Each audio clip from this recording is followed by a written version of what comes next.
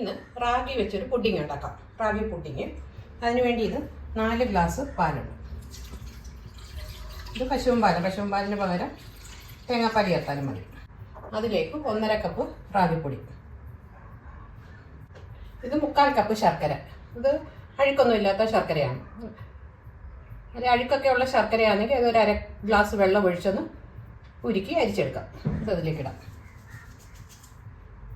ഇത് ഏലക്ക ചതച്ചത്, ഒരു 5 ഏലക്കയുണ്ട്. ഇനി നന്നായിട്ടൊന്ന് കട്ടയില്ലാതെ ഒന്ന് എടുക്കാം. ഇതൊരു സ്റ്റൗവിലേക്ക് മാറ്റാം. ഒരു ലോ ഫ്ലെയിമിൽ വെക്കണം. കട്ടയെല്ലാം നല്ലപോലെ മാറ്റിയിട്ടുണ്ട്. ഇതൊരു ഞുള്ളുപ്പ, കട്ട ഒട്ടും കാണരുത്.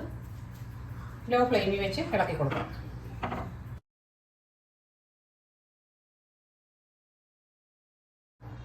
ഇതിലേക്ക് കുറച്ച് കാഷ്നട്ടും റൈസിനും ഇടാം.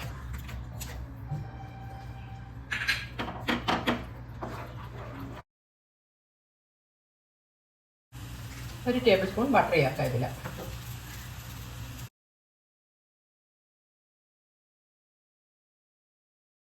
നോൺ സ്റ്റിക്കിൻ്റെ പാത്രത്തിലാകുമ്പോൾ അധികം ഓയിലും ബട്ടറും ഒന്നും അധികം ചേർക്കേണ്ട കാര്യമില്ല, അല്ലെങ്കിൽ ഒട്ടിപ്പിടിക്കും.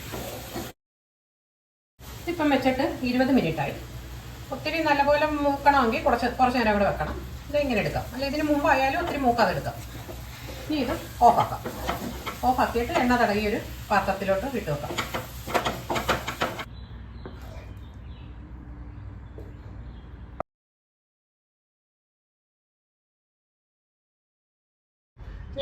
ഇരുന്നൊന്ന് സെറ്റാവട്ടെ.